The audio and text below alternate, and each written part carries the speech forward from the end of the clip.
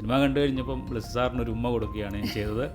പൃഥ്വിരാജ് ഇവിടെ ഇല്ലായിരുന്നു. പൃഥ്വിരാജിന് മെസ്സേജ് ചെയ്തു, എനിക്ക് നിങ്ങളെ ഒന്ന് കെട്ടിപ്പിടിക്കണമെന്ന് പറഞ്ഞു. ബെന്യാമിൻ, ആടുജീവിതം എന്ന് പറയുന്ന സിനിമ ചെയ്തിട്ട് എൻ്റെ സിനിമാ ജീവിതം അവസാനിപ്പിച്ചാലും സാരമില്ല എന്ന് 2009-ലോ 2010-ലോ ബ്ലസ്സി സാർ പറയുകയാണ്. റഹ്മാനെ പോലൊരു ഒരാളിന്, ഒരു വലിയ മനുഷ്യനോട് പറയാൻ പാടുണ്ടോ ഇല്ലയോ എന്ന് എനിക്ക് അറിഞ്ഞുകൂടാ. പക്ഷേ എങ്കിലും പടം പുറത്തു വന്നതിന് ശേഷം പറയേണ്ടതല്ലല്ലോ അതെന്ന് പറഞ്ഞുകൊണ്ട് ഞാൻ അദ്ദേഹത്തോട് പറഞ്ഞൊരു കാര്യം, അത്രയും വലിയ മനുഷ്യനെ അത് അംഗീകരിച്ചു എന്നുള്ളതാണ്.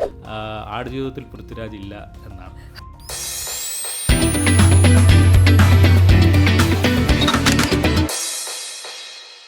ആടുജീവിതം നമുക്ക് സമ്മാനിച്ച എഴുത്തുകാരൻ ബെന്യാമിൻ ഇന്ന് ഷെമിൻ സ്റ്റുഡിയോയിൽ. നമസ്കാരം. നമസ്കാരം. ആടുജീവിതത്തിൻ്റെ വെബ്സൈറ്റ് ലോഞ്ചിൽ പറഞ്ഞൊരു കാര്യം ഉണ്ടായിരുന്നു, ഇന്ന് കുറച്ച് പുഞ്ചിരിയോടെയാണ് ഞാൻ ഇരിക്കുന്നത്, കാരണം ഞാൻ സിനിമ കണ്ടു കഴിഞ്ഞു എന്ന്. അപ്പോൾ സിനിമ കണ്ടിട്ട് എന്താ തോന്നിയത്? വലിയ സന്തോഷം. കാരണം കഴിഞ്ഞ 10-14 വർഷമായിട്ട് ബ്ലസ്സിയെപ്പോലൊരു സംവിധായകൻ അതിൻ്റെ പിന്നാലെ നടന്നു. പൃഥ്വിരാജിനെ പോലെ ഒരാൾ അദ്ദേഹത്തിൻ്റെ ശരീരം തന്നെ സമർപ്പിച്ചുകൊണ്ട് അതിനോടൊപ്പം നിന്നു. ഇതിനൊക്കെ ശേഷം ഒരു കല എന്ന നിലയിൽ അതിൻ്റെ എൻഡ് പ്രോഡക്റ്റ് എന്താണ് എന്നുള്ളതാണ് വളരെ പ്രധാനപ്പെട്ട കാര്യം. അല്ലാതെ എത്ര അധ്വാനിച്ചു, എത്ര മുന്നോട്ട് പോയി എന്നുള്ളതൊക്കെ വളരെ ബേസിക്കലായ പേഴ്സണലായ കാര്യങ്ങളാണ്. അപ്പോൾ ഒരു സിനിമ ആസ്വാദകൻ എന്ന നിലയിൽ എന്നെ ആ സിനിമ വളരെയധികം സന്തോഷിപ്പിച്ചു. ഒരു വായനക്കാരൻ എന്ന നിലയിൽ, ഒരു എഴുത്തുകാരൻ എന്ന നിലയിൽ എന്നെ എൻ്റെ പ്രതീക്ഷയ്ക്കനുസരിച്ച് ആ സിനിമ ഉയർന്നു വന്നു എന്നുള്ളതാണ് എൻ്റെ സന്തോഷം. അതുകൊണ്ടാണ് അന്ന് പുഞ്ചിരിക്കുന്ന കണ്ണുകളോടെയും മുഖത്തോടെയുമാണ് ഇവിടെ ഇരിക്കുന്നത് എന്ന് പറഞ്ഞത്. കാരണം എല്ലാ കാലത്തും വായനക്കാർ ആകാംക്ഷാപൂർവം ഈ കഴിഞ്ഞ കാലങ്ങളിലെല്ലാം ചോദിച്ചുകൊണ്ടേയിരുന്നത് എങ്ങനെയാണ് ഈ വായനയിലേക്ക് വന്ന ഒരു കൃതിയെ, ഞങ്ങളൊക്കെ സ്വപ്നം കണ്ട ഒരു കൃതിയെ സിനിമയാക്കുന്നത്. അപ്പോൾ അതിൻ്റെ ഞങ്ങളുടെ സ്വപ്നങ്ങൾക്ക് വീഴ്ച സംഭവിക്കുമോ, അത് അത്രത്തോളം ഉയർച്ചയിലെത്തുമോ എന്നൊക്കെയുള്ള ചോദ്യങ്ങൾ നിരന്തരം ചോദിച്ചുകൊണ്ടേയിരുന്നു. ഞാൻ എല്ലാ വേദികളിലും കേട്ടുകൊണ്ടേയിരുന്ന ഒരു ചോദ്യമാണ്. അതിന് ഉത്തരം പറയാൻ ഞാൻ ബാധ്യസ്ഥനായിരുന്നു എന്നുള്ളതാണ്. കാരണം ഞാനൊരു പുസ്തകം വിട്ടുകൊടുക്കുമ്പോൾ ആ പ്രതീക്ഷയ്ക്കനുസരിച്ച് അതിൻ്റെ സംവിധായകരും അതിൻ്റെ കലാപ്രവർത്തകരും ഉയർന്നോ എന്നുള്ളൊരു ചോദ്യം, അത് ഉയർന്നു എന്ന് ആത്മവിശ്വാസത്തോടു കൂടി, സന്തോഷത്തോടു കൂടി ഇപ്പോൾ എനിക്ക് പറയാൻ കഴിയും. ഇപ്പോൾ ഈ പറഞ്ഞ പോലെ തന്നെ നമ്മൾ ഇത് ലക്ഷക്കണക്കിന് ആളുകൾ വായിച്ചവർ, പക്ഷേ ഇന്നത്തെ തലമുറ ഏറ്റവും അധികം വായിച്ചൊരു പുസ്തകം. അപ്പോൾ ഓരോരുത്തർക്കും അവരുടേതായ ഒരു ഭാവന ഉണ്ടാകും, അവർ സങ്കല്പിച്ച ഒരു ലോകം ഉണ്ടാകും. നജീബിൻ്റെ ലോകം, മസറ, അവിടുത്തെ മരുഭൂമി.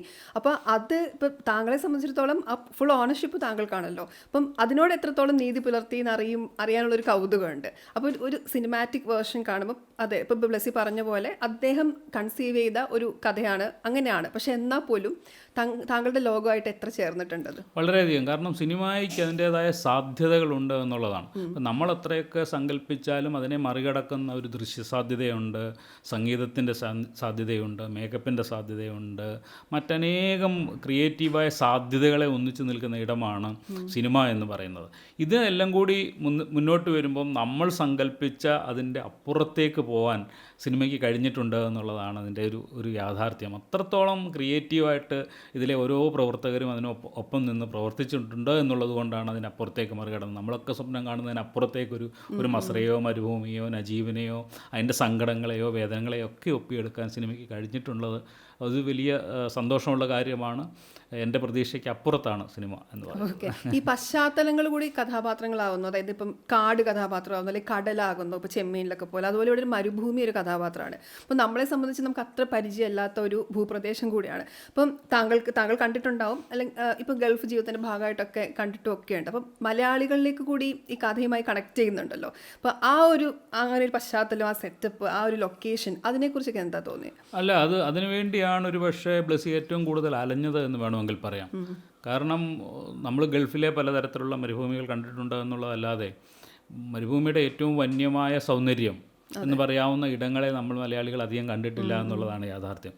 അപ്പം ഇതുവരെ മറ്റ് സിനിമകളിൽ, ഹോളിവുഡ് സിനിമകളിൽ ഉൾപ്പെടെ അടയാളപ്പെടുത്താത്ത സ്ഥലങ്ങൾ സിനിമയിലേക്ക് കൊണ്ടുവരുന്നതിന് വേണ്ടിയാണ് ജോർദാൻ പോലെ, അതിനുശേഷം അൾജീരിയ പോലെ ഒരു സ്ഥലത്തൊക്കെ പോയിട്ട് ഈ സിനിമ ചിത്രീകരിച്ചത്. കാരണം മരുഭൂമി പറഞ്ഞതുപോലെ ഈ സിനിമയുടെ വളരെ പ്രധാനപ്പെട്ട ഒരു പശ്ചാത്തലവും കഥാപാത്രവുമാണ്.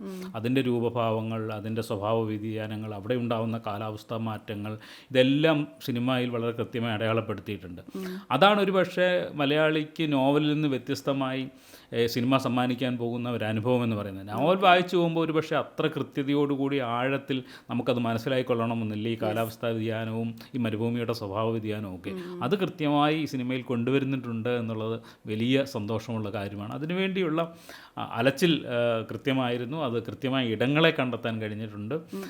അത് മനോഹരമായി ചിത്രീകരിക്കാനും കഴിഞ്ഞിട്ടുണ്ട് എന്നുള്ള ഒരു സന്തോഷമുണ്ട്. ഇപ്പം ഈ സിനിമ കണ്ടൊരു മൊമെൻ്റ് ഉണ്ടല്ലോ, അതായത് ഇപ്പോൾ പറഞ്ഞു അത് ഭയങ്കരമായി സന്തോഷിപ്പിച്ചു, എന്നാൽ പോലും ആ ഒരു മൊമെൻറ്റിനെ ഒന്ന് എക്സ്പ്ലെയിൻ ചെയ്യാൻ പറഞ്ഞാൽ എങ്ങനെയായിരിക്കും? കാരണം ആ മനസ്സിൽ ഇത്ര കാലം കൊണ്ടു നടന്നൊരു സൃഷ്ടി ഒന്ന് കുറച്ചൊക്കെ ഞാൻ ആ ഷൂട്ടിങ്ങിനൊപ്പം ഉണ്ടായിരുന്നതുകൊണ്ട് ഏകദേശം ഒരു ധാരണ ഉണ്ടായിരുന്നു. എങ്കിൽ പോലും സിനിമ ഏകദേശം പൂർത്തിയായി അവസാന ഷെഡ്യൂളും കഴിഞ്ഞതിന് ശേഷം ഞാൻ പലവട്ടം ബ്ലിസ് സാറിനോട് കാണണം എന്ന് പറഞ്ഞപ്പോഴും അത് പൂർത്തിയാവട്ടെ, കുറച്ചുകൂടെ ആവട്ടെ, അതിൻ്റെ എഡിറ്റിംഗ് തീരട്ടെ, അതിൻ്റെ മ്യൂസിക് പൂർണ്ണമാവട്ടെ എന്ന് പറഞ്ഞുകൊണ്ടാണ് അത് ചെയ്തത്. കാരണം സാറിന് തന്നെ ഒരു അപൂർണമായ വേർഷൻ എന്നെ കാണിക്കാൻ വേണ്ടി താല്പര്യമില്ലായിരുന്നു. ഒരു സമ്പൂർണ്ണ വേർഷൻ കാണണമെന്നായിരുന്നു. അങ്ങനെ എല്ലാം പൂർത്തിയായതിനു ശേഷം വരൂ കാണാമെന്ന് പറഞ്ഞ് അങ്ങനെ കണ്ടപ്പോൾ ഉണ്ടായ ഒരു അനുഭൂതിയുണ്ട്. ഞാൻ നോവലിനെ മറന്ന് സിനിമയിൽ ലയിച്ചു എന്നുള്ളതാണ് എൻ്റെ ഏറ്റവും വലിയ പ്രത്യേകത എനിക്ക് തോന്നുന്നത്. നമ്മളുടെ ഓർമ്മയിൽ ഒരു ഘട്ടത്തിൽ വരെ നോവലും കഥയും നിൽക്കുമ്പോൾ ഒരു ഘട്ടം കഴിയുമ്പോൾ നമ്മൾ അതിനെ മറന്ന് ഈ സിനിമയെ പിന്തുടരാൻ ഉള്ള ഒരു വലിയ ഒരു പ്രചോദനം സിനിമ നൽകുന്നുണ്ട്. അതിലേക്ക് നമ്മളെ ആകർഷിച്ചുകൊണ്ട് പോകുന്നുണ്ട് എന്നുള്ളതാണ്. സിനിമ കണ്ടു കഴിഞ്ഞപ്പം ബ്ലിസ് സാറിന് ഒരു ഉമ്മ കൊടുക്കുകയാണ് ഞാൻ ചെയ്തത്. പൃഥ്വിരാജ് ഇവിടെ ഇല്ലായിരുന്നു. പൃഥ്വിരാജിന് മെസ്സേജ് ചെയ്തു, എനിക്ക് നിങ്ങളെ ഒന്ന് കെട്ടിപ്പിടിക്കണമെന്ന് പറഞ്ഞു. ഞങ്ങൾ രണ്ടും കൂടെ പിന്നീട് കണ്ടപ്പോൾ കെട്ടിപ്പിടിച്ചു. അതായിരുന്നു എൻ്റെ പ്രതികരണം എന്ന് വേണമെങ്കിൽ പറയാം. നമ്മളത് കാണാൻ ഇങ്ങനെ കാത്തിരിക്കുകയാണ്.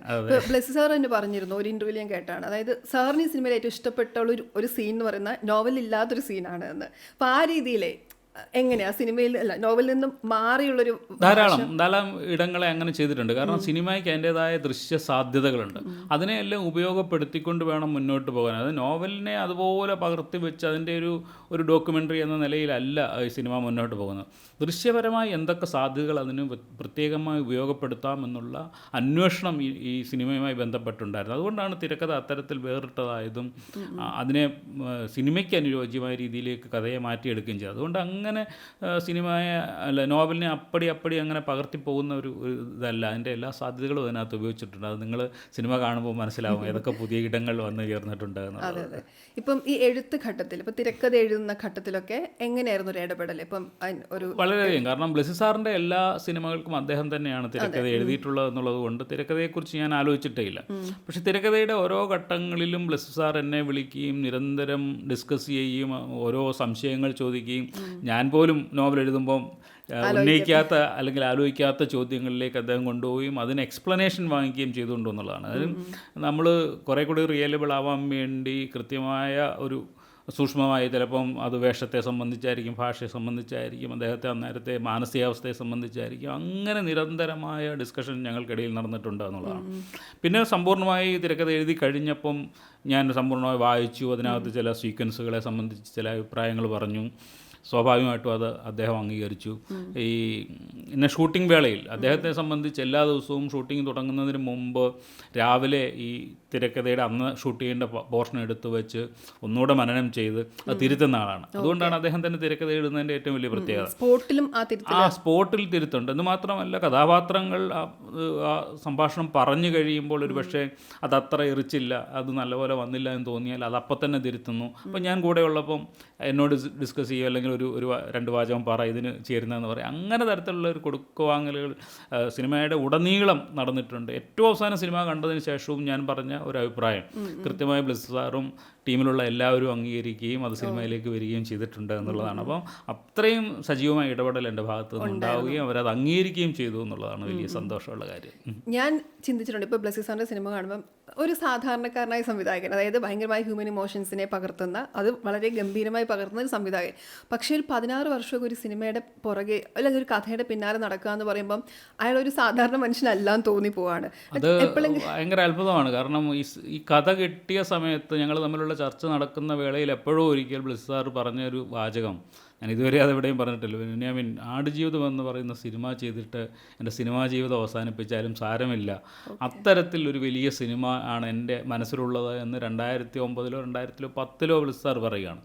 അപ്പോഴും നമ്മൾ വിചാരിക്കും, നമുക്കറിയാം ഒരു സംവിധായകൻ ചിലപ്പോൾ 2 വർഷം 3 വർഷം ഒരു സിനിമയ്ക്ക് വേണ്ടി മാക്സിമം ചിലവിടും, അതിനുശേഷം അദ്ദേഹം വേറൊരു സിനിമയ്ക്ക് വേണ്ടി പോകും എന്നൊക്കെയാണ് നമ്മൾ വിചാരിക്കുന്നത്. എങ്കിൽ പോലും അന്നേ അദ്ദേഹത്തിൻ്റെ മനസ്സിലുള്ള സ്വപ്നം എന്ന് പറയുന്നത് അത് മലയാള സിനിമയ്ക്ക് സങ്കല്പിക്കാൻ കഴിയാത്ത ഒരു റേഞ്ചിലുള്ള, ഇന്നോളം മലയാള സിനിമ കണ്ടിട്ടില്ലാത്ത അത്രയും ആഴത്തിലും വൈവിധ്യത്തിലുമുള്ള ഒരു സിനിമ ചെയ്യണമെന്ന് അദ്ദേഹത്തിൻ്റെ മനസ്സിലുണ്ടായിരുന്നു. അദ്ദേഹം ആ സ്വപ്നത്തെ പിന്തുടരുക തന്നെയായിരുന്നു. എല്ലാ പ്രതിസന്ധികളും പ്രതിബന്ധങ്ങളും ഉണ്ടായപ്പോഴും സിനിമ ഒരു പക്ഷേ ഇടവേളയ്ക്ക് വെച്ച് നിലച്ചു പോകുമെന്ന് ഒരു ഘട്ടമുണ്ടായപ്പോഴും അദ്ദേഹം മാത്രം അതിൽ നിന്ന് പിന്മാറിയില്ല, അതിനെ പിന്തുടർന്നു. അപ്പോൾ ഒരു സ്വപ്നത്തിൻ്റെ പിന്നാലെ അലയാൻ അദ്ദേഹം കാണിച്ച മനസ്സ് തന്നെയാണ് ആടുജീവിതം ഇപ്പോൾ ഒരു സിനിമയായി നിൽക്കുന്നത് എന്ന കാര്യത്തിൽ യാതൊരു സംശയവുമില്ല. ആ ഡ്രീം അദ്ദേഹം അത് ഇന്നും ഇന്നലെയും തുടങ്ങിയതല്ല, ഈ പ്രതിസന്ധികൾ ഉണ്ടായപ്പോൾ വന്നതല്ല, അത് അദ്ദേഹത്തിൻ്റെ മനസ്സിൽ അന്നേ ഉണ്ടായിരുന്നു എന്ന് ഞാൻ മനസ്സിലാക്കുന്നു. ഒരിക്കൽ പോലും അദ്ദേഹത്തിന് ചടക്കിയോ അല്ലെങ്കിൽ അങ്ങനെ ഡിപ്രസ്ഡ് ആയിപ്പോയോ അങ്ങനെ ഒന്നും ഉണ്ടായിട്ടില്ല അല്ലേ? അല്ല, സ്വാഭാവികമായിട്ടും ഉണ്ടാകുന്ന പ്രതിസന്ധികൾ, വിഷമമുണ്ടാവും, നമ്മൾ പ്രതീക്ഷിച്ച പോലെ പ്ലാൻ മുന്നോട്ട് നീങ്ങിയില്ലെങ്കിൽ സങ്കടം ഉണ്ടാവും. കാരണം പൃഥ്വിരാജിനെ പോലെ ഒരു വലിയ നടൻ്റെ ഡേറ്റുകൾ പലപ്പോഴും നഷ്ടപ്പെടുന്നു, അദ്ദേഹത്തിൻ്റെ ശരീരം വെച്ചുള്ളൊരു കളിയാണ് ഇതെന്നുള്ളത് മനസ്സിലാക്കുന്നു. അപ്പോഴൊക്കെ എന്തുകൊണ്ടാണ് ഈ പ്രതിസന്ധി നമ്മളെ ഇങ്ങനെ നിരന്തരം നേരിടുന്നത് എന്നുള്ളൊരു ഒരു സങ്കടം സ്വാഭാവികമായിട്ടും ഉണ്ടാവും എന്നുള്ളതല്ലാതെ ഞാനിത് നിർത്തി അവസാനിപ്പിച്ചിട്ട് പോവുകയാണ് എന്ന് അദ്ദേഹം ഒരിക്കലും വിചാരിച്ചിട്ടില്ല എന്നുള്ളതാണ്. അത് ഇനിയും നമ്മൾ മുന്നോട്ട് പോകും. ആടുജീവിതത്തിന് ഇത്തരം ചില പ്രതിസന്ധികൾ ഉണ്ടാവേണ്ടതാണ്, അല്ലെങ്കിൽ അതിൻ്റെ കൂടപ്പറപ്പാണ് എന്ന് വിചാരിച്ചുകൊണ്ട് അതിനോടൊപ്പം സഞ്ചരിക്കുകയായിരുന്നു ചെയ്തത്. ഈ ഒരു സ്വപ്നം നേടാൻ എത്രത്തോളം ശ്രമിക്കാം എന്ന് ചോദിച്ചാൽ ഇന്നൊരു ഉദാഹരണമാണ് ബ്ലസി സാറ്. യാതൊരു സംശയവുമില്ല. കാരണം ആ സ്വപ്നം നേടാൻ വേണ്ടി അദ്ദേഹം ശ്രമിച്ചതുകൊണ്ടാണ് ഇന്ന് ഇന്ത്യയിലെ ഏറ്റവും മികച്ച കലാകാരന്മാരെ അദ്ദേഹത്തിനോടൊപ്പം കിട്ടിയത് എന്നുള്ളതാണ്. അങ്ങനെ ഒരു സ്വപ്നം അദ്ദേഹത്തിൻ്റെ കൂടെ ഇല്ലായിരുന്നെങ്കിൽ ചിലപ്പം പറഞ്ഞതുപോലെ ആരെയെങ്കിലുമൊക്കെ വെച്ചൊരു സിനിമ എടുത്ത് തീരുമാനിക്കുന്ന ഒന്നായിരുന്നു. ഇപ്പോൾ എ ആർ റഹ്മാനെ പോലെ ഒരാൾ വന്നു കൂടി അതിനോടൊപ്പം ചേർന്ന് സഹകരിച്ച് നിന്നതിൻ്റെ ഇത് ചരിത്രം പരിശോധിച്ചാൽ തന്നെ അദ്ദേഹത്തിൻ്റെ ആ ഡെഡിക്കേഷൻ എത്രത്തോളം എ ആർ റഹ്മാന് മനസ്സിലായിട്ടുണ്ട് എന്നുള്ളതാണ്, അല്ലെങ്കിൽ പൃഥ്വിരാജിന് മനസ്സിലായിട്ടുണ്ട്, അല്ലെങ്കിൽ റസൂൽ പൂക്കുട്ടിക്ക് മനസ്സിലായിട്ടുണ്ട് എന്ന് നമുക്ക് തിരിച്ചറിയാൻ കഴിയും. അപ്പോൾ അങ്ങനെ ഒരു സ്വപ്നത്തിന് വേണ്ടി നടക്കുമ്പോൾ സ്വാഭാവികമായിട്ടും പ്രതിസന്ധികളും പ്രതിബന്ധങ്ങളും ഒക്കെ ഉണ്ടായാൽ പോലും അവസാനം ഏറ്റവും മികച്ചതെല്ലാം കൂടിച്ചേർന്ന് നമ്മുടെ ആ സ്വപ്ന സാഫല്യീകരണത്തിന് വേണ്ടി മുന്നോട്ട് നമ്മളെ നടക്കും അല്ലെങ്കിൽ നയിക്കുമെന്നുള്ളതിൻ്റെ ഏറ്റവും വലിയ ഉദാഹരണമായി ഈ സിനിമയുടെ ചിത്രീകരണം മാറുന്നുണ്ട്. പൗലോ കൊയ്ലോ പറഞ്ഞ വാചകം എനിക്ക് തീർച്ചയായിട്ടും വളരെ ആപ്റ്റായി മാറുന്നുണ്ട്. കാരണം എത്ര പ്രതിസന്ധികൾ ഘട്ടങ്ങളിൽ ഇതൊക്കെ നടക്കുമോ, ഇപ്പം സിനിമയുടെ ആലോചന ഘട്ടത്തിലൊക്കെ എ ആർ റഹ്മാനെ പോലെ ഒരാളെ സമീപിക്കാൻ പോലും പാങ്ങില്ലാത്ത വിധത്തിൽ നമ്മൾ ദൂരെ ആയിരുന്ന ഒരിടത്ത് നിന്ന് അദ്ദേഹം നമ്മളോടൊപ്പം ചേർന്ന് നിൽക്കുന്നു, ഷൂട്ടിംഗ് ലൊക്കേഷനിൽ വന്ന് നമ്മളോടൊപ്പം ചിലവഴിക്കുന്നു. പടം കഴിഞ്ഞതിന് ശേഷം, മൊത്തം പടവും സ്കോറിങ് കഴിഞ്ഞതിന് ശേഷം ഈ പടത്തിൻ്റെ മാത്രം പ്രൊമോഷന് വേണ്ടി ഹോപ്പ് സോങ് എന്ന് പറയുന്ന ഒരു ഗാനം അഡീഷണലി ചെയ്ത് അദ്ദേഹം തന്നെ പാടി അഭിനയിച്ച് അവതരിപ്പിക്കുന്നു. അത്തരത്തിൽ ഇപ്പോൾ മ്യൂസിക് ലോഞ്ചിന് വേണ്ടി അദ്ദേഹം വരുന്നു. സാധാരണ മ്യൂസിക് ലോഞ്ചിലൊക്കെ അദ്ദേഹം പോയി കഴിഞ്ഞാൽ 1-2 പാട്ട് കഴിഞ്ഞ് പെട്ടെന്ന് പോകുമെന്നാണ് ഞാൻ കേട്ടുള്ളത്. പക്ഷേ അതിൻ്റെ മുഴുവൻ സമയം, ഏതാണ്ട് 4-4.5 മണിക്കൂർ നേരം സമയം അദ്ദേഹം ചെലവിട്ട് അതിനോടൊപ്പം നിൽക്കുന്നു. അങ്ങനെ ഒരു ചേർന്ന് നിൽപ്പ് കിട്ടി എന്നുള്ളത് ഈ ബ്ലസി എന്ന് പറയുന്ന സംവിധായകൻ്റെ പ്രത്യാശാപരമായ നിൽപ്പിനു കിട്ടിയ ഏറ്റവും വലിയ അംഗീകാരം തന്നെയാണ്. ഇപ്പം എ ആർ റഹ്മാനായിട്ട് താങ്കൾക്ക് ഇങ്ങനെ കോൺവെർസേഷൻ ഉണ്ടായിട്ടുണ്ടോ? ഉണ്ട്, തീർച്ചയായിട്ടും. ഞാൻ പടത്തിൻ്റെ ആദ്യഘട്ടങ്ങളിലെല്ലാം ഇപ്പം കഴിഞ്ഞ പ്രാവശ്യം വന്നപ്പം ഒരു ഇതുണ്ടായി, അതും പറയാമോ എന്ന് എനിക്ക് അറിഞ്ഞുകൂടാ. പക്ഷേ ഞാൻ പറഞ്ഞ ഒരു ചെറിയ അഭിപ്രായം, റഹ്മാനെ പോലൊരു ഒരാളിനെ ഒരു വലിയ മനുഷ്യനോട് പറയാൻ പാടുണ്ടോ ഇല്ലയോ എന്ന് എനിക്ക് അറിഞ്ഞുകൂടാ. പക്ഷേ എങ്കിലും പടം പുറത്തു വന്നതിന് ശേഷം പറയേണ്ടതല്ലല്ലോ അതെന്ന് പറഞ്ഞുകൊണ്ട് ഞാൻ അദ്ദേഹത്തോട് പറഞ്ഞൊരു കാര്യം, അത്രയും വലിയ മനുഷ്യനെ അത് അംഗീകരിച്ചു എന്നുള്ളതാണ്. അപ്പോൾ അവരുടെയൊക്കെ വലിപ്പം നമ്മൾ അപ്പോഴാണ് മനസ്സിലാകുന്നത്. ഞാൻ വലിയ മ്യൂസീഷ്യനാണ്, എൻ്റേതാണ് തീരുമാനമെന്ന് പറയുകയല്ല. നമ്മളെപ്പോലൊരു ചെറിയ, അതിനകത്ത് ഏറ്റവും താഴ്ന്ന എഴുത്തുകാരൻ പറയുന്ന ഒരു അഭിപ്രായത്തെ പോലും അദ്ദേഹം ഉൾക്കൊണ്ട് അത് സ്വീകരിച്ചു എന്ന് പറയുന്നത് വലിയ സന്തോഷമുള്ള കാര്യമാണ്. വളരെ ലാളിത്യം കൊണ്ട് നിറഞ്ഞൊരു മനുഷ്യനെന്നാണ് എനിക്ക് അദ്ദേഹത്തെക്കുറിച്ച് തോന്നിയത്. ഇപ്പം പെരിയോനെ റഹ്മാനെ ആ പാട്ട് കേട്ടു ഞാൻ വന്നപ്പോൾ. അപ്പോൾ എ റഹ്മാൻ പറഞ്ഞ ഓർമ്മയുണ്ട്, അല്ല ബ്ലസി സാറാന്ന് തോന്നുന്നു പറഞ്ഞത്, അതായത് ഒരാൾ അഗാധ ഗർത്തത്തിൽ പെട്ടുപോയിട്ട് ദൈവത്തെ വിളിക്കുകയാണ്, ആ ഫീല് വേണം, അപ്പം തന്നെ ആ മ്യൂസിക് തുടങ്ങി എന്നുള്ള കാര്യം, അതിൻ്റെ ആ ഒരു സത്യസന്ധതയും ആ ജെനുവിനിറ്റി ആ പാട്ട് കേൾക്കുമ്പോൾ ഉണ്ട്. അത് എ റഹ്മാനെ പോലെ ഒരാൾ എത്ര ആഴത്തിൽ ആ സിനിമയോട് സംവേദിക്കുന്നു എന്നുള്ളതിൻ്റെ ഏറ്റവും വലിയ ഉദാഹരണമാണത്. അത് അദ്ദേഹത്തിൻ്റെ സിനിമ പോലെ ഏറ്റെടുത്തു എന്നുള്ളതാണ്. അതിനകത്തെ ഓരോ വികാരങ്ങളും അത് അദ്ദേഹം ഉൾക്കൊള്ളുകയും ആ കഥ ഒരു പക്ഷേ കഥാപാത്രങ്ങൾ ഉൾക്കൊള്ളുന്നതിൻ്റെ അത്രയും ആഴത്തിൽ അദ്ദേഹവും ഏറ്റെടുത്തത് നടത്തിയത് കൊണ്ടാണ് അതിൻ്റെ ഓരോ മ്യൂസിക് ഘട്ടങ്ങളിലും അതിനനുയോജ്യമായ ഗാനങ്ങൾ അതിന് യഥാസമയത്ത് വന്ന് വീണതെന്ന് എനിക്ക് തോന്നുന്നു. ഗാനമൊക്കെ വരുന്നതിൻ്റെ പിന്നിലൊരു ഒരു ദൈവിക ചൈതന്യമൊക്കെ ഉണ്ടെന്ന് എനിക്ക് തോന്നാറുണ്ട്. അത് സംഭവിച്ച സിനിമകളിലൊന്നാണ്. അതുപോലെ പൃഥ്വിരാജിൻ്റെ കാര്യം പറയാതിരിക്കാൻ വയ്യ. പൃഥ്വിരാജിൻ്റെ കാര്യം പറഞ്ഞതുപോലെ പിന്നെ ഞാൻ പറഞ്ഞില്ലേ, പൃഥ്വിരാജിനെ പോലെ ഒരു ഡെഡിക്കേറ്റഡായിട്ടുള്ള ഒരു നടനെ കിട്ടിയത് തന്നെ ഏറ്റവും വലിയ ഭാഗ്യമാണ്. എത്ര ആയാലും ഇപ്പോൾ ഈ പടം തുടങ്ങുന്നതിന് മുമ്പ് പറഞ്ഞ ഒരു കാര്യം ഞാൻ ഓർക്കുകയാണ്. അദ്ദേഹം പറഞ്ഞത്, എനിക്ക് സിനിമയെ സംബന്ധിച്ച് പല സങ്കല്പങ്ങളും ഉണ്ടാവും, പക്ഷേ ഞാൻ സമ്പൂർണ്ണമായും ഇത് ബ്ലെസ്സി സാറിന് എൻ്റെ ഇഷ്ടത്തിന് അല്ലെങ്കിൽ ബ്ലെസ്സി സാറിൻ്റെ സംവിധാനത്തിന് വേണ്ടി വിട്ടുകൊടുക്കുന്ന, എൻ്റെ ശരീരത്തെ പൂർണ്ണമായും വിട്ടുകൊടുക്കുന്ന, എന്ത് വേണമെങ്കിലും ബ്ലെസ്സി സാറിന് അതിന്മേൽ നടത്താം എന്നുള്ള ഒരു സമർപ്പണത്തോടു കൂടിയാണ് അദ്ദേഹം വരുന്നത് തന്നെ. അത് ഷൂട്ടിംഗ് തുടങ്ങുന്നതിൻ്റെ തൊട്ട് തലേ ദിവസം പറഞ്ഞ കാര്യമാണ്. അത് സമ്പൂർണ്ണമായും ഫലവത്താക്കിക്കൊണ്ട്, അല്ലെങ്കിൽ അത് അക്ഷരം പ്രതി അനുസരിച്ചുകൊണ്ടാണ് പൃഥ്വിരാജ് ആ സിനിമയിലുടനീളം പ്രവർത്തിച്ചിട്ടുള്ളത് എന്നുള്ളതാണ്. എത്ര തവണ ടേക്ക് എടുക്കുന്നതിനും, എത്ര ബുദ്ധിമുട്ടുന്നതിനും, മരുഭൂമിയിൽ എത്ര കഷ്ടപ്പെട്ട് നിൽക്കുന്നതിനും, മരുഭൂമിയിലെ കാറ്റായാലും തണുപ്പായാലും മറ്റെല്ലാവരും 5-6 ഡ്രസ്സൊക്കെ ഇട്ട് നിൽക്കുമ്പോൾ ഈ ഒറ്റ വസ്ത്രവും ധരിച്ച് നിൽക്കുന്നതിനും, സ്വന്തം ശരീരത്തെ പരീക്ഷണത്തിന് വിട്ടുകൊടുക്കുന്നതിനും ഒക്കെ ഇത്രയും കാലം നീക്കി വെക്കുന്നതിന്, ഒരുപക്ഷെ ആടുജീവിതം ചെയ്ത സമയം കൊണ്ട് പൃഥ്വിരാജിന് വേണമെങ്കിൽ മറ്റ് 4-5 സിനിമ ചെയ്യുകയോ എത്രയോ പണം ഉണ്ടാക്കുകയോ ചെയ്യാമായിരുന്നു. അപ്പോൾ അതിനെയൊക്കെ അപ്പുറത്തൊരു പടത്തിനോടുള്ള ഒരു കമ്മിറ്റ്മെൻറ്റ് ആ നടനുണ്ടായി എന്നുള്ളത് പോലും ഈ പടത്തിൻ്റെ ഏറ്റവും വലിയ ഭാഗ്യങ്ങളിൽ ഒന്നാണ്. ഇപ്പം ബ്ലെസ്സി സാർ തന്നെ പറഞ്ഞ പോലെ, അതായത് ഇതുവരെയുള്ള പൃഥ്വിരാജൻ അല്ലാത്തൊരു പൃഥ്വിരാജിനെ കിട്ടാനാണ്, വേറെ ഭാവങ്ങൾ കൊണ്ടുവരാനാണ് ശ്രമിച്ചത്. അപ്പോൾ ഈ സിനിമ കാണുമ്പോൾ എത്രത്തോളം വേറിട്ടൊരു പൃഥ്വിരാജിനെ അവിടെ കണ്ടത്? അത് ഞാൻ സിനിമ കണ്ട ശേഷം ഓരോരുത്തരും പറയേണ്ട ഒരു കാര്യമാണ്. പക്ഷേ എന്നെ അത്ഭുതപ്പെടുത്തി എന്നാണ് എനിക്ക് അതിനെക്കുറിച്ച് പറയാനുള്ളത്. കാരണം ഈ പറഞ്ഞതുപോലെ ഒരു 10-120 സിനിമകളിൽ നമ്മൾ ഇതിനു മുമ്പ് പൃഥ്വിരാജിനെ കണ്ടിട്ടുണ്ടാകും. ആ സിനിമയിലൊന്നും കാണാത്തൊരു പൃഥ്വിരാജിനെ നമുക്ക് 100% ഈ സിനിമയിൽ കാണാമെന്ന് ഞാൻ വാക്ക് തരികയാണ്. കാരണം ഞാൻ കണ്ട ഒരാളെന്ന നിലയിൽ എനിക്ക് തന്നെ ഭയങ്കര, ഞാൻ ഷൂട്ടിംഗ് ലൊക്കേഷൻ ഉണ്ടായിരുന്ന ഒരാൾ എന്ന നിലയിൽ പോലും എനിക്ക് അത്ഭുതം തോന്നുന്ന തരത്തിൽ പടത്തിൽ പൃഥ്വിരാജ് ചെയ്തിട്ടുണ്ട് എന്നുള്ളതാണ്. അതിന് ബ്ലെസ്സി സാറിൻ്റെ ഒരു ഡെഡിക്കേഷൻ കൂടി അതിൻ്റെ കൂട്ടത്തിൽ ചേർത്ത് വെക്കേണ്ടതാണ്. പൃഥ്വിരാജിനെ പോലെ ഒരു നടനെ അത്തരത്തിൽ പരുവപ്പെടുത്തിയെടുക്കുന്നതിൽ പടം തുടങ്ങുന്നതിന് മുമ്പ് ബ്ലെസ്സി സാർ ചെയ്ത ഒരു പ്രധാനപ്പെട്ട കാര്യം, അതായത് പൃഥ്വിരാജിൻ്റെ എല്ലാ പടങ്ങളും കാണുകയും അദ്ദേഹത്തിൻ്റെ മാനറിസങ്ങൾ എന്തൊക്കെയാണോ എന്ന് പ്രത്യേകം പഠിക്കുകയും ആ മാനറിസങ്ങളൊന്നും ഈ പടത്തിലേക്ക് വരാതിരിക്കാൻ ശ്രദ്ധിക്കുകയും ചെയ്യുക എന്നുള്ളതായിരുന്നു. അപ്പോൾ എല്ലാ നടന്മാർക്കും അവരുടേതായ ചില അറിയാതെ വരുന്ന സ്ഥിരം മാനറിസങ്ങളുണ്ട്. അതില്ലാതിരിക്കാൻ ശ്രമിച്ചതോടുകൂടിയാണ് പൃഥ്വിരാജ്, ഒരുപക്ഷെ നമുക്ക് പറയാവുന്ന ഒരു കാര്യം, ആടുജീവിതത്തിൽ പൃഥ്വിരാജ് ഇല്ല എന്നാണ്. അതെ, ഒരു പുതിയ പൃഥ്വിരാജിനെ നമുക്ക് കാണാൻ പറ്റും. പൃഥ്വിരാജ് തന്നെ പണ്ട് പറഞ്ഞിട്ടുണ്ട്, ഞാൻ ഒരു മധ്യവയസ്കനായി കഴിയുമ്പോഴായിരിക്കും എന്നിലെ പുതിയ എക്സ്പ്ലോറേഷൻ ഞാൻ നടത്തുക, പുതിയ നടനെ ഞാൻ ചിലപ്പോൾ കണ്ടെത്തുക എന്നുള്ള കാര്യം പണ്ട് പറഞ്ഞിട്ടുണ്ട്. അത് ഒരുപക്ഷെ അന്വർത്ഥമാകുന്ന ഒരു സിനിമ കൂടി. 100%. കാരണം ഏതാണ്ട് 100-ലധികം ആടുജീവിതം തുടങ്ങുമ്പം പൃഥ്വിരാജിൻ്റെ 103ാമത്തെ സിനിമയായിരുന്നു എന്നാണ് എൻ്റെ ഓർമ്മ. അതിനുശേഷം കുറേ പടങ്ങളിലൂടെ വന്നിട്ടുണ്ട്. അപ്പോൾ 100 സിനിമയ്ക്ക് ശേഷം പുതിയൊരു പൃഥ്വിരാജ് ഉയർത്തെഴുന്നേറ്റ് വരികയാണ്. അദ്ദേഹത്തിൻ്റെ ഉള്ളിൽ ഉറഞ്ഞു കിടന്നിരുന്ന അഭിനയ പ്രതിഭയുടെ മറ്റൊരു തലം നമ്മൾ കാണുകയാണ് ചെയ്യുന്നതെന്നുള്ളതാണ്. അതിനുവേണ്ടി അത് അദ്ദേഹത്തിന് തന്നെ അറിയാമായിരുന്നു, ഈ കഥാപാത്രത്തെ ചെയ്യുന്നതോടുകൂടി തൻ്റെ ഉള്ളിലുള്ള മറ്റൊരു തലത്തെ കണ്ടെത്താൻ കഴിയുമെന്ന്. അതുകൊണ്ടുകൂടിയായിരിക്കും അദ്ദേഹം ഇത്രയും സമർപ്പണത്തോടു കൂടി ഈ പടത്തിനോടൊപ്പം നിന്നത് എന്ന് എനിക്ക് തോന്നുന്നു. തീർച്ചയായിട്ടും. ഇപ്പം ഈ ആടുജീവിതം ഇറങ്ങിയ സമയത്തൊക്കെ താങ്കൾ തന്നെ പറഞ്ഞ് കേട്ടിട്ടുണ്ട്, ഇപ്പോൾ ഗ്രീൻ ബുക്സിലേക്ക് എത്തിയത് എങ്ങനെയാണ്, എവിടെ നിന്നൊക്കെ റിജക്ഷൻ വന്നു എന്നൊക്കെ. പിന്നീട് ഈ നോവലിൻ്റെ ഒരു വിജയം ഉണ്ടല്ലോ, അത് ആദ്യമായി ടേസ്റ്റ് ചെയ്ത ഒരു മൊമെൻറ്റ് അത് ഓർമ്മയുണ്ടോ?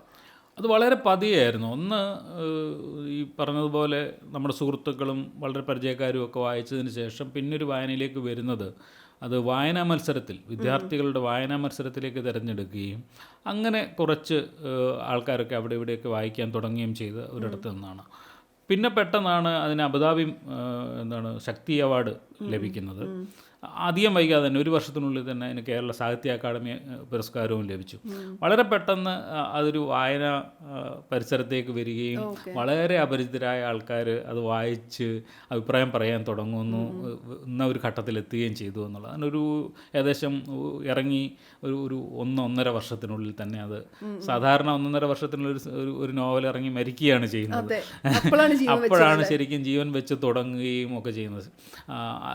അത് ശരിക്കും സ്ട്രൈക്ക് ചെയ്ത് അക്കാദമി അവാർഡ് കിട്ടുന്നതാണ്. അതുവരെ നമുക്ക് അങ്ങനെ തോന്നിയില്ല. പക്ഷേ നമ്മൾ ഗൾഫിൽ ജീവിക്കുന്ന ഒരാളെ സംബന്ധിച്ച് ഒരിക്കലും സങ്കല്പിക്കാൻ പോലും കഴിയാത്ത അക്കാദമി അവാർഡ് നമ്മളിലേക്ക് വരിക എന്ന് പറയുന്ന ഒരു നിമിഷം എന്നെ വളരെയധികം അത്ഭുതപ്പെടുത്തി എന്നാണ് യാഥാർത്ഥ്യം. ഇതിങ്ങനെ ഈ പടിപടിയായി കയറുമ്പോൾ ഓരോ കഴിഞ്ഞ എഡിഷൻസിലേക്കൊക്കെ പോകുമ്പോൾ ആ സമയങ്ങളുണ്ടല്ലോ, ഭയങ്കരമായ സന്തോഷത്തിൻ്റെ ഒക്കെ ഒരു സമയമായിരിക്കുമല്ലോ. അപ്പം എന്താ ചിന്തിച്ചിരുന്നത്? അല്ല, അപ്പോൾ പിന്നെ ഇനി ഞാൻ അതിനെക്കുറിച്ച് ആലോചിക്കേണ്ടതില്ല എന്ന് തോന്നുന്നത് എന്താണോ അത് വിട്ടു എന്നുള്ളതാണ്. എന്നെങ്കിൽ ഇനി ഞാൻ അതിൻ്റെ പിന്നാലെ ആലോചിച്ചലയേണ്ട സമയമല്ല. എൻ്റെ പുതിയ അടുത്ത കഥയെക്കുറിച്ച് ആലോചിക്കേണ്ട സമയമായി എന്നുള്ളതാണ്. നമ്മൾ ഈ വിജയങ്ങളുണ്ടാകുമ്പോഴും പരാജയങ്ങളുണ്ടാകുമ്പോഴും അതിൻ്റെ പിന്നാലെ അലയാൻ പോയാൽ പിന്നെ നമുക്ക് അതിൽ നിന്ന് മുക്തനായി പുറത്ത് കിടക്കാൻ കഴിയില്ല. അപ്പോൾ നമ്മൾ എഴുതി നമ്മളത് പ്രസിദ്ധീകരിച്ച് കഴിഞ്ഞാൽ പിന്നെ നമ്മളത് എന്ത് സംഭവിച്ചാലും അതിന് വിട്ടുകൊടുക്കുക എന്ന് മാത്രമേ ഉള്ളൂ. നമ്മൾ ചെയ്യേണ്ടത് പുതിയ കഥയ്ക്ക് വേണ്ടി അലയുക, അതിൻ്റെ ശൈലിയും അതിൻ്റെ രീതിയും അതിൻ്റെ ഘടനയും ഒക്കെ ആലോചിച്ചുകൊണ്ട് നടക്കുക എന്നുള്ളതാണ്. അതുകൊണ്ട് അത് സമാന്തരമായി എൻ്റെ സാഹിത്യ ജീവിതത്തിൽ നടന്നിട്ടുള്ള ഒരു കാര്യം മാത്രമാണ്. വായിക്കപ്പെടുന്നു, കൂടുതൽ വിൽക്കപ്പെടുന്നു എന്നുള്ളത്. അതെന്നെ മതിക്കാതിരിക്കാനോ അതെന്നെ വെറുതെ ഒരു കാറ്റ് പോലെ തഴുകിപ്പോകാനും ഞാൻ വളരെയധികം ശ്രദ്ധിച്ചിട്ടുണ്ട്. ഓക്കെ. ഇപ്പം ഞാൻ കേട്ടിട്ടുണ്ട് പലരും ഇപ്പോൾ സൂയിസൈഡ് ടെൻഡൻസി ഉള്ള പലരും അതിൽ നിന്ന് പിന്മാറി, ഇങ്ങനെ തകർന്നു പോയ പലർക്കും ഒരു മോട്ടിവേഷൻ കിട്ടിയെന്നൊക്കെ. ആ രീതിയിൽ എന്തെങ്കിലും അനുഭവം ഉണ്ടോ ആരെങ്കിലും പങ്കുവെച്ചോ? ഇഷ്ടം പോലെ മകൻ മരിച്ചുപോയ ഒരമ്മ, ആക്സിഡൻറ്റിൽ മകൻ മരിച്ചുപോയ അമ്മ പറയുന്നത് അതിൻ്റെ സങ്കടത്തിൽ നിന്ന് എനിക്കൊന്ന് കരകയറാൻ കഴിഞ്ഞത് ഒരു പക്ഷേ ആടുജീവിതം വായിച്ചപ്പോഴാണ് എന്ന് പറഞ്ഞു. അപ്പോൾ ഒരു സ്കൂളിലൊരു കുട്ടി, ഞാൻ ഒരു പ്രസംഗത്തിന് വേണ്ടി ചെന്നപ്പോൾ 8ാം ക്ലാസ്സിലുള്ള ഒരു കുട്ടി വന്ന് എന്നോട് പറഞ്ഞു, എനിക്ക് സാറിനോടൊന്ന് സംസാരിക്കണം. ഞാൻ പറഞ്ഞു ആയിക്കോട്ടെ എന്ന് പറഞ്ഞപ്പോൾ പറഞ്ഞത്, എൻ്റെ അച്ഛൻ ഗൾഫിലായിരുന്നു. അപ്പോൾ ഞാനും അമ്മയും എപ്പോഴും അച്ഛനുമായിട്ട് വഴക്കുണ്ടാകും. അച്ഛൻ അവിടെ പോയി കിടന്ന് വലിയ സുഖിക്കുകയാണ്, ഞാനും അമ്മയും മാത്രം നാട്ടിൽ നിന്ന് കഷ്ടപ്പെടുകയാണ്.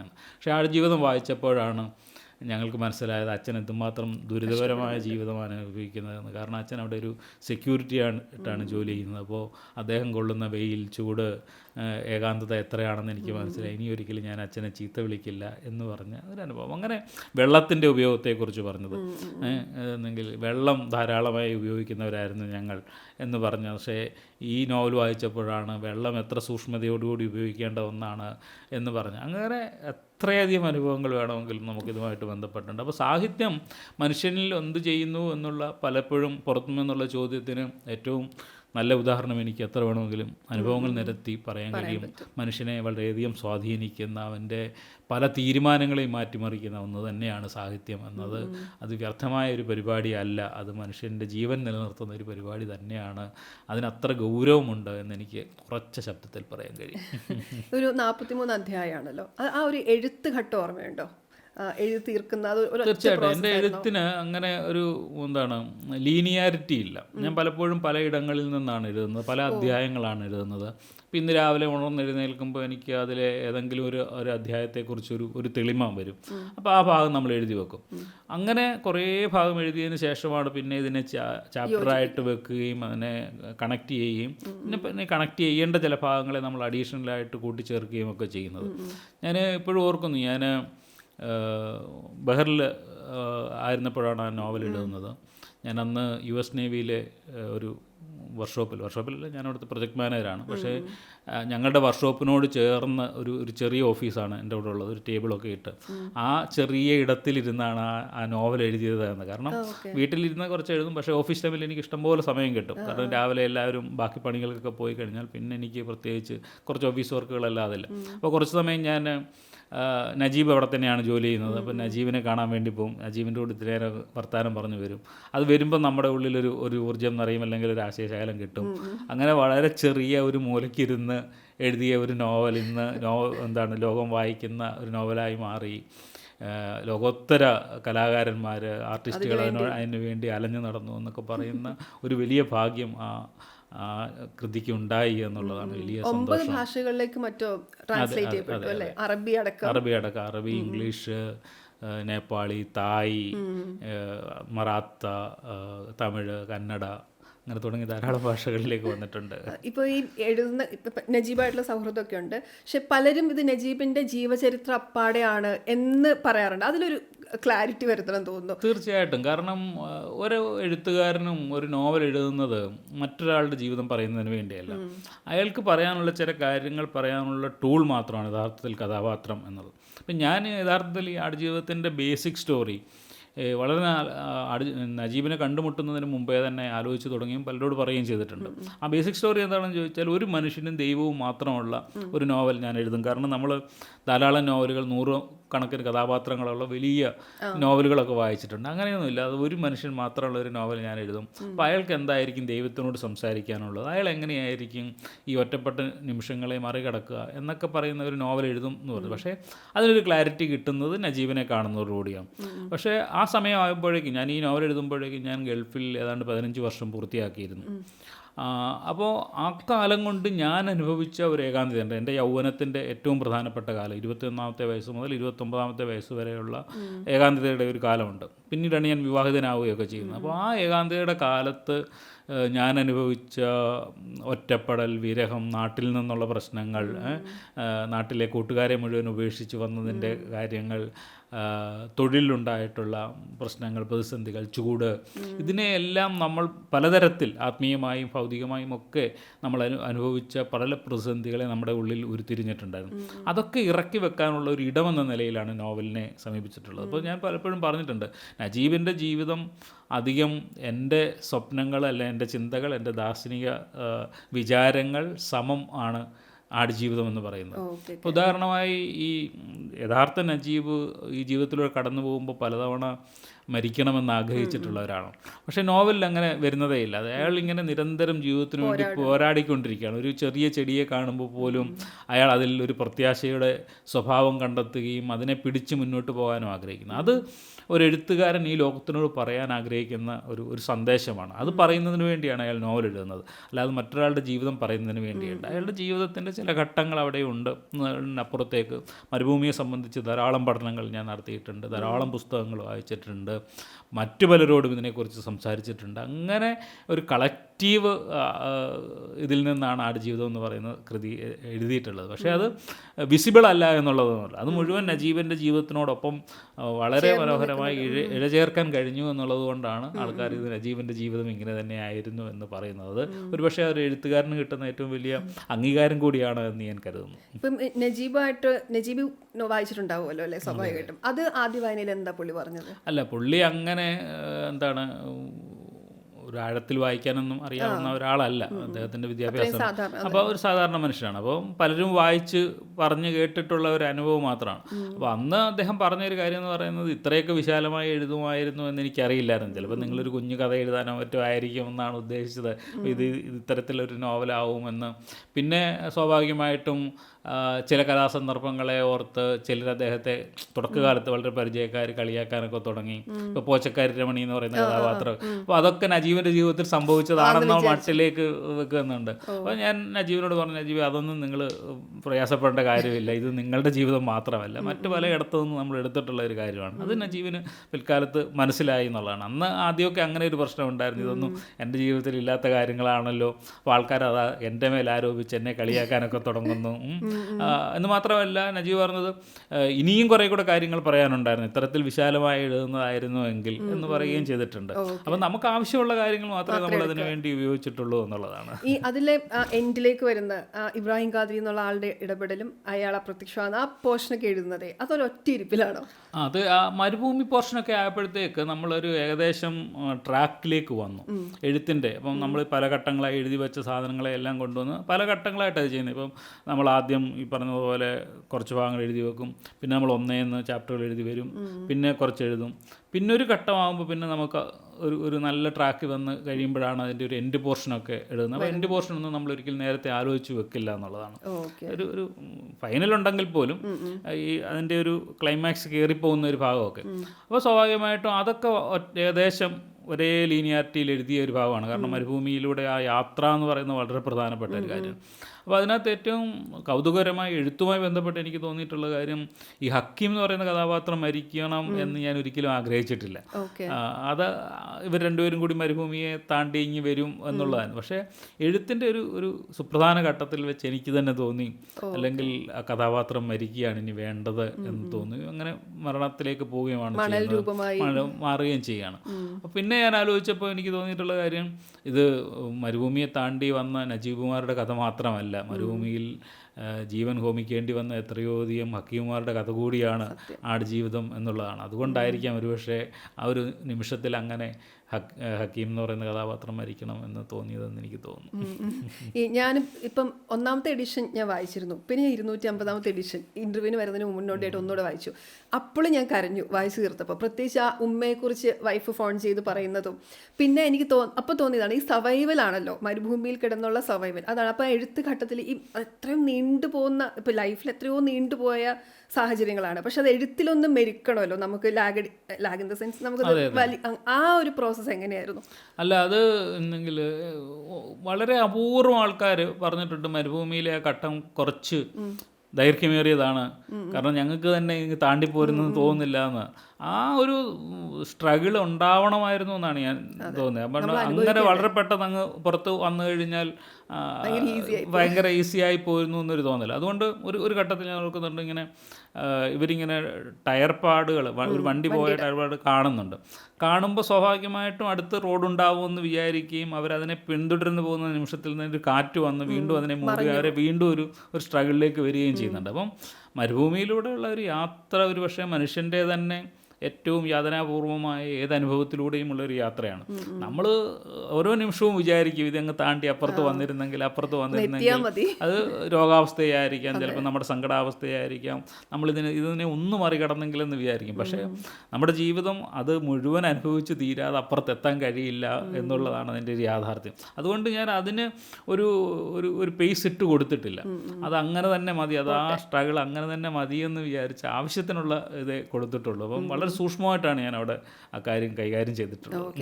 സിനിമയിലേക്ക് വരുമ്പോൾ ആ ഒരു സർവൈവൽ പാട്ട് തീർച്ചയായിട്ടും അത് സർവൈവൽ പാട്ട് വളരെ പ്രധാനപ്പെട്ടതാണ്. കാരണം മരുഭൂമിയുടെ പല രൂപങ്ങൾ കാണുന്ന ഒരവസരമാണ്. അതുവരെ മസറ എന്ന് പറയുന്ന ചുറ്റുപാടിൽ നിന്നുകൊണ്ട് അവർ മരുഭൂമിയുടെ ഒരിടത്തേക്ക് പോകുന്നതാണ്. സ്വാഭാവികമായിട്ടും ആ സർവൈവൽ പാർട്ടിൽ വളരെ പ്രധാനപ്പെട്ടതാണല്ലോ. അത് വളരെ മനോഹരമായിട്ട് സിനിമയിൽ വന്നിട്ടുണ്ട്. പറഞ്ഞ പോലെ ഈ ഒരു സ്ട്രഗിളും സ്വാഭാവികമായിട്ട് സിനിമയിൽ ഉണ്ടെന്നാണ് ഞാൻ കരുതുന്നത്. കാരണം വളരെ പെട്ടെന്ന് അങ്ങ് എത്താൻ പറ്റില്ലല്ലോ. അതിൻ്റേതായ എല്ലാ ഘട്ടങ്ങളും പിന്തുടർന്ന് കഴിഞ്ഞു വേണമല്ലോ അവിടെ എത്താൻ. അത് സിനിമയിൽ അതുപോലെ തന്നെ ഉണ്ടായിട്ടുണ്ട്. ഇപ്പം താങ്കളുടെ പ്രവാസ ജീവിതത്തെക്കുറിച്ച് പറഞ്ഞല്ലോ, പക്ഷെ ഇപ്പം പൂർണ്ണമായിട്ടും തിരിച്ചു പോകുന്നു. എപ്പോഴെങ്കിലും അത് മിസ് ചെയ്യുന്നുണ്ടോ?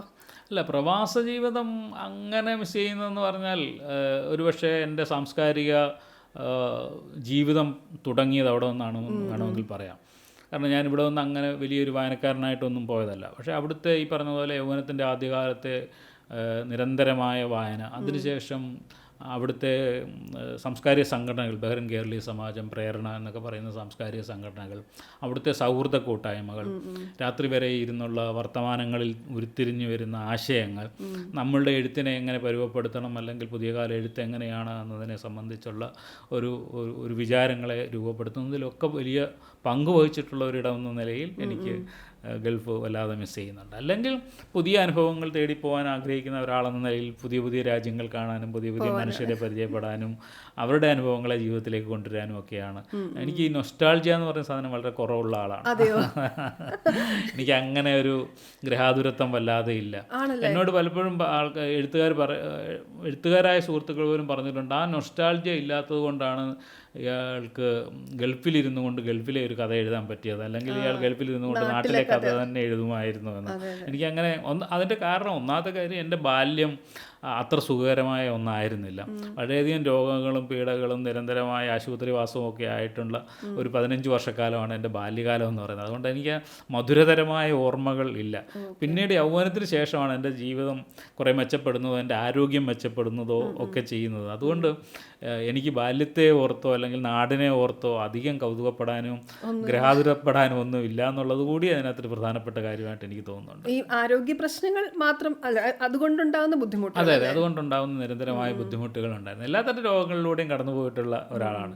ആടുജീവിതം എഴുതിയതിന് ശേഷം, അവാർഡ് കിട്ടിയതിന് ശേഷം പോലും ഒരു വലിയ രോഗാവസ്ഥയിലൂടെ കടന്നു പോവുകയും ഏതാണ്ട് മരണത്തോളം എത്തുകയും ഡോക്ടർമാർ കൈവിട്ടു പോയി എന്ന് വീട്ടുകാരോട് പറയുകയും ഒക്കെ ചെയ്തൊരവസ്ഥയിലൂടെ വരികയും ചെയ്തിട്ടുണ്ട്.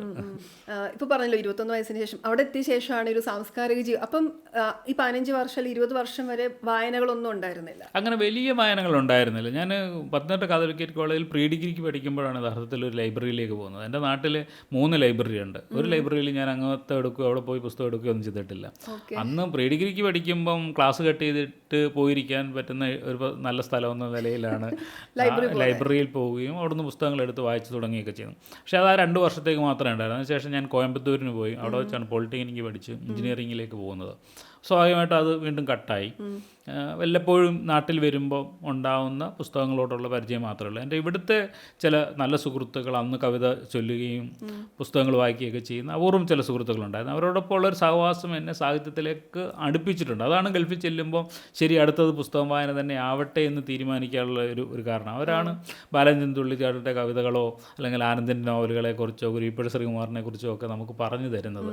അത് പിൽക്കാലത്ത് സഹായിച്ചിട്ടുണ്ട് എന്നുള്ളതല്ലാതെ ഈ ആദ്യകാലത്തെ ഒരു 21 വർഷക്കാലം നമുക്ക് അങ്ങനെ ഗൗരവമായ ഒരു സാഹിത്യ ജീവിതമേ ഉണ്ടായിരുന്നില്ല. അന്ന് ക്രിക്കറ്റ് കളിക്കാരനാവണമെന്നായിരുന്നു ആഗ്രഹം. ക്രിക്കറ്റ് കളിച്ച് നടക്കുന്ന ഒരു ചെറുപ്പക്കാരൻ മാത്രമായിരുന്നു ഞാൻ. എനിക്ക് വിശ്വസിക്കാൻ പറ്റില്ല. അതായത് ഇപ്പം മലയാളികൾ ഏറ്റവും അധികം വായിച്ച ഇത്രയധികം മലയാളത്തിൽ വിറ്റുവരെ പുസ്തകം എഴുതിയ ഒരാൾ ചെറുപ്പത്തിൽ വായിച്ചിട്ടില്ല എന്ന് പറയുമ്പോഴേ അതൊരു അതിശയമായിട്ടാണ്. അത് എനിക്ക് തന്നെ ഒരു അതിശയമാണ് അതെങ്ങനെയൊക്കെ സംഭവിച്ചു വന്നത്. അത് നമ്മുടെ ജീവിതം എന്തായി തീരണമെന്നൊരു പക്ഷേ ഒരു നിയോഗമോ വിധിയോ ഒക്കെ ഉണ്ടാവാം എന്നാണ് ഞാൻ കരുതുന്നത്. പക്ഷേ അതേ സമയത്ത് അത് ഞാൻ പലയിടത്തും എഴുതിയിട്ടുള്ള കാര്യമാണ്. അത് ആ നിയോഗത്തിൻ്റെ പിന്നാലെ സഞ്ചരിക്കുക എന്നുള്ളൊരു ഉത്തരവാദിത്വം നമുക്ക് ഓരോരുത്തരുമുണ്ട്. ഇപ്പം എഴുത്തുകാരനായി തീരാൻ എന്ന് പറയുന്ന ഒരു വിധി, ഒരു ജീൻ എപ്പോഴോ എൻ്റെ ഉള്ളിൽ നിക്ഷേപിക്കപ്പെട്ടിട്ടുണ്ട് എങ്കിൽ അതിനെ വളർത്തിക്കൊണ്ട് വരാനുള്ള ഒരു ഉത്തരവാദിത്വം നമ്മളിൽ നിക്ഷിപ്തമാണ്. അതിനുവേണ്ടിയുള്ള കഠിനാധ്വാനമാണ് ഒരു പക്ഷേ ഞാൻ 21 മുതൽ 29 വയസ്സ് വരെ നടത്തിയിട്ടുള്ളത്. വായനയിലൂടെ, പുസ്തകം ആസ്വാദനങ്ങൾ നിരന്തരം എഴുതുന്നതിലൂടെ, കത്തെഴുതുന്നതിലൂടെ, ഡയറി എഴുതുന്നതിലൂടെ ഒക്കെയാണ് ഞാൻ ആ അക്ഷരങ്ങളുമായി പരിചയം പ്രാപിച്ചത്. അങ്ങനെ ഒരു 8 വർഷം കൊണ്ടാണ് ഞാൻ കഥയിലേക്ക് വരുന്നത്. അപ്പോൾ ആദ്യ കഥ എഴുതുമ്പം അതിപ്പോൾ പ്രസിദ്ധീകരിക്കും എന്ന ഉറപ്പിൽ തന്നെയായിരുന്നോ? ഒരിക്കലുമല്ല. പല കഥകളും എഴുതി നമ്മൾ തന്നെ കളഞ്ഞു. പല കഥകളും അയച്ചു കൊടുത്തു. അത് പോയതിനേക്കാൾ വേഗത്തിൽ തിരിച്ച് മാസികകളിൽ നിന്ന് തിരിച്ചു വന്നു. അന്നൊക്കെ മാസികയിൽ ഗൾഫിലേക്ക് പോലും സ്റ്റാമ്പ് ഒട്ടിച്ച് കഥ തിരിച്ചയച്ചു തരുമായിരുന്നു. അതെ അതെ, അങ്ങനെ നിരന്തരമായി ധാരാളം. അത് ഒരു പക്ഷേ ഒരു 26 വയസ്സ് മുതൽ തന്നെ ഞാൻ കഥ എഴുതാനൊക്കെ ശ്രമിക്കുകയും അയച്ചു തുടങ്ങുകയും ചെയ്തിട്ടുണ്ട്. ഒരു 29ാമത്തെ വയസ്സിലാണ് ആദ്യമായിട്ട് പ്രസിദ്ധീകരിക്കുന്നത്. അപ്പോൾ സ്വാഭാവികമായിട്ടും അപ്പോഴത്തേക്ക് നമ്മൾ കുറേ വായിച്ചു, കുറേ എഴുതി. ഓരോ തവണ തിരിച്ചയക്കുമ്പോഴും ഞാൻ ഇതിനേക്കാൾ നല്ല കഥ എഴുതുമെന്ന് ഞാൻ എന്നോട് തന്നെ പറഞ്ഞ് കൂടുതൽ മെച്ചപ്പെട്ട കഥകൾ എഴുതാൻ ശ്രമിച്ചു. അങ്ങനെയൊക്കെ തന്നെ വന്നതാണ്. റിജക്ഷനിൽ മനമെടുത്തിട്ടില്ല. അല്ല, എഴുത്തിലാണെങ്കിലും കലയിലാണെങ്കിലും റിജക്ഷൻ നമ്മളെ ഒരിക്കലും മനംപെടുപ്പിക്കാൻ പാടില്ല എന്നാണ് ഞാൻ വിചാരിക്കുന്നത്. കാരണം നമ്മൾ ആ റിജക്ഷൻ നമ്മളോടുള്ള എന്തെങ്കിലും ഒരു വ്യക്തി വൈരാഗ്യത്തിൻ്റെ പേരിൽ സംഭവിച്ചതല്ല എന്നും നമ്മളുടെ ആ രചന കൃത്യമായി ഫലവത്തായില്ല അല്ലെങ്കിൽ ആ ആളുമായി അത് പ്രോപ്പറായി കമ്മ്യൂണിക്കേറ്റ് ചെയ്തില്ല എന്ന് മാത്രമേ ഉള്ളൂ. അത് നാളെ ഒരിക്കൽ മറ്റൊരാടത്ത് കമ്മ്യൂണിക്കേറ്റ് ചെയ്യപ്പെടാം, അല്ലെങ്കിൽ ഇതിലും നല്ലൊരു രചന നമുക്ക് എഴുതാം എന്നുള്ളൊരു വിശ്വാസത്തോടു കൂടി നമ്മൾ മുന്നോട്ട് പോകണം എന്നാണ് ഞാൻ എല്ലായ്പ്പോഴും പറയുന്നത്. എൻ്റെ അനുഭവം വെച്ചുകൊണ്ട് തന്നെ പറയുന്നതാണ്. അല്ലാതെ നമ്മളോട് ഒരു പത്രാധിപർക്കും നമ്മളോട് പ്രത്യേകിച്ച് വിരോധമൊന്നും ഇല്ല. ഇപ്പോൾ സിനിമ, ഇപ്പം ആടുജീവിതം നോവലൊരു ചരിത്രമായതുപോലെ സിനിമ എല്ലാവരും ഏറ്റെടുക്കട്ടെ. ഒരുപാട് അധ്വാനത്തിൻ്റെ പേരിൽ മാത്രമല്ല, അതിൻ്റെ ക്രാഫ്റ്റിൻ്റെ പേരിലും ഒക്കെ. അതെ, തീർച്ചയായിട്ടും ഞാനും അതാണ് വിചാരിക്കുന്നത്. നോവൽ എങ്ങനെയൊക്കെ ഏറ്റെടുത്തു, അതിൻ്റെ അപ്പുറത്തേക്ക് ഏറ്റെടുക്കേണ്ടത് ഉണ്ട് സിനിമ എന്നാണ് ഞാൻ വിചാരിക്കുന്നത്. കാരണം ഈ പറഞ്ഞതുപോലെ അവരുടെ അധ്വാനവും ഒക്കെ മാറ്റിവെച്ചാലും അതൊരു മനോഹരമായ കലാസൃഷ്ടിയാണ് എന്ന ഉറപ്പിന്മേലാണ് അത് പറയുന്നത്. അതുകൊണ്ട് എല്ലാ മലയാളികളും ആ സിനിമ കാണട്ടെ, ആസ്വദിക്കട്ടെ. അത് മലയാള സിനിമയുടെ ചരിത്രത്തിലെ ഒരു പുതിയ അധ്യായമായി മാറട്ടെ എന്ന് ഞാൻ ആഗ്രഹിക്കുന്നു. Thank you so much. Thank you.